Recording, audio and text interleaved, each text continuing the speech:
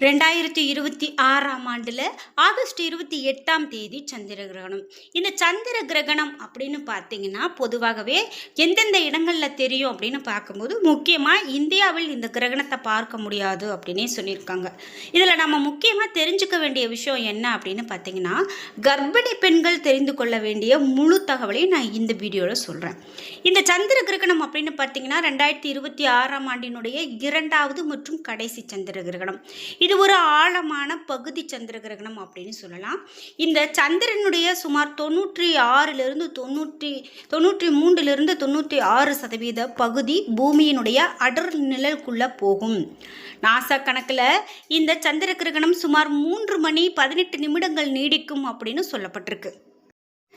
இந்த கிரகண நாளில் நாம் கர்ப்பிணிகளுக்கு என்ன மாதிரியான அறிவுரைகள்லாம் சொல்கிறாங்க, இதுவரைக்கும் பாரம்பரியமாக என்னெல்லாம் கடைபிடிக்கப்பட்டு வந்திருக்கு, இப்போது நடக்கக்கூடிய இந்த 28ஆம் தேதியான இந்த கிரகணத்தின் மூலமாக நாம் என்னெல்லாம் செய்யணும், இதை பற்றி தான் நான் இந்த வீடியோவில் சொல்ல போகிறேன். வீடியோ கண்டிப்பாக உங்களுக்கு ரொம்ப பயனுள்ளதாக இருக்கும், ஸ்கிப் பண்ணாமல் பாருங்கள். நீங்கள் இன்னும் உற்சாகம் டிவி சேனலை சப்ஸ்கிரைப் பண்ணாமல் இருந்தால் சப்ஸ்கிரைப் பண்ணிக்கோங்க. கூடவே இருக்க பெல் ஐக்கானை மறக்காமல் கிளிக் பண்ணிடுங்க. மறக்காமல் நீங்கள் எந்த நாட்டில் இருந்து இந்த வீடியோவை பார்த்துட்ருக்கீங்க அப்படிங்கிறத கமெண்ட் பாக்ஸில் சொல்லிடுங்க. வாங்க வீடியோக்குள்ளே போகலாம். இந்த வீடியோ பார்த்துட்டு இருக்கக்கூடிய உங்களுக்கு வீட்டில் எதிர்மறையான விஷயங்கள் நடந்துக்கிட்டே இருக்குது.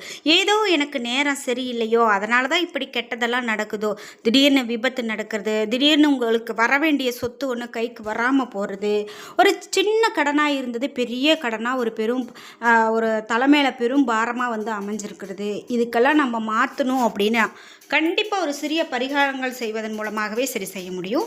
இந்த வீடியோவுக்கு கீழே டிஸ்கிரிப்ஷனில் நான் ஒரு தொலைபேசி எண் கொடுத்துருக்கேன். அந்த எண்ணுக்கு தொடர்பு கொண்டு பேசி பாருங்கள்.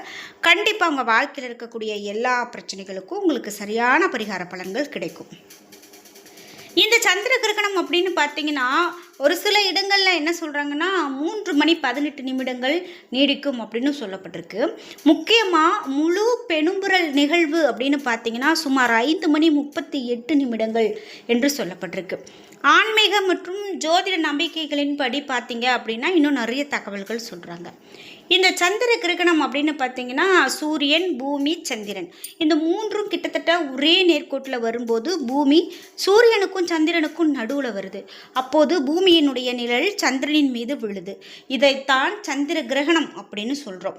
இந்த கிரகணம் ஆகஸ்ட் 28ஆம் தேதி நடக்கும் அப்படின்னு நம்ம சொல்லியிருந்தோம்.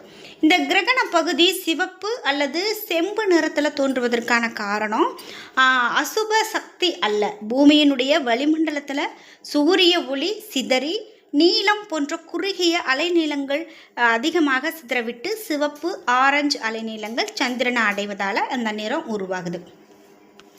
சரி, இந்தியாவில் இந்த கிரகணத்தை பற்றி என்ன சொல்லியிருக்காங்க அப்படின்னு பார்த்தீங்கன்னா, நிலவை நேரடியாக கிரகண நிலையில் பார்க்க முடியாது.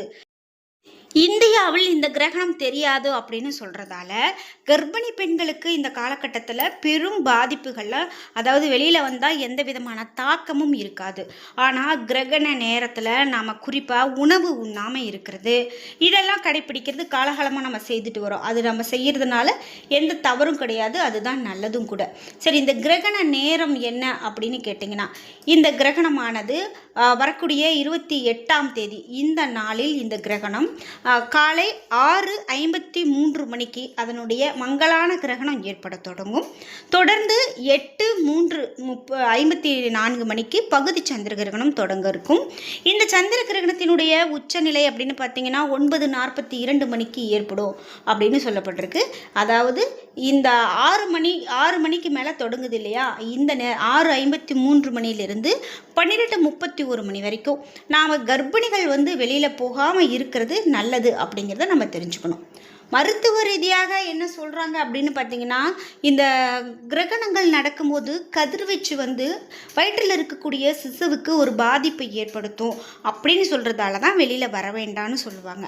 அதனால தான் நம்ம அந்த நேரத்தில் சமைக்கவும் கூடாது. சமைத்த உணவுகளை வந்து நம்ம வந்து பாதுகாப்பான முறையில் துளசி, தர்ப்பை புல் இதெல்லாம் போட்டு மூடி வைக்கணும் அப்படின்னு சொல்லுவாங்க.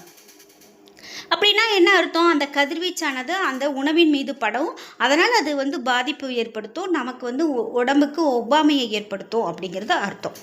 அதனால தான் கர்ப்பிணி பெண்களுக்கும் இது மாதிரியான பாதிப்புகளை ஏற்படுத்தும் அப்படின்னு சொல்கிறதால தான் வெளியில் வர வேண்டாம் அப்படின்னு சொல்லுவாங்க.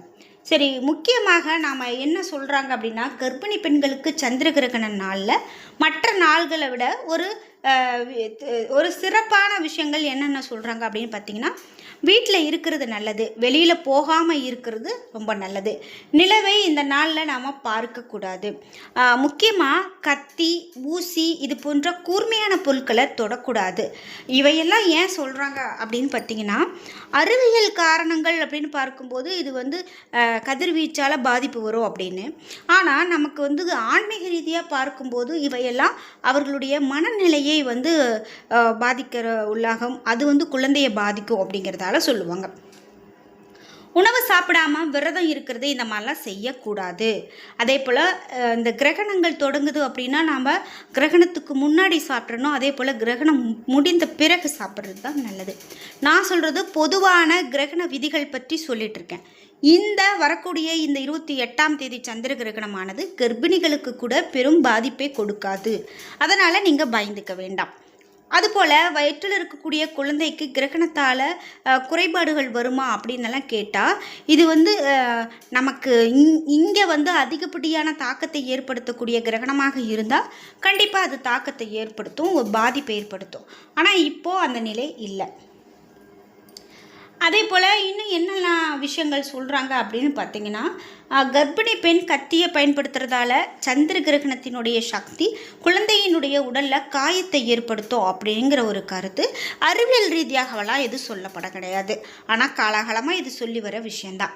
அதே போல் ஒரு சில நம்ம பாட்டிங்க நம்ம வீட்டிலலாம் என்ன சொல்லுவாங்கன்னா, கர்ப்பிணி பெண்கள் கிரகணத்தை பார்த்தாங்க அப்படின்னா குழந்தையினுடைய உதடு பிளவு, கை கால் குறைபாடு இந்த மாதிரியெல்லாம் வரும் அப்படிங்கிறதும் ஒரு கருத்து சொல்லப்படுது.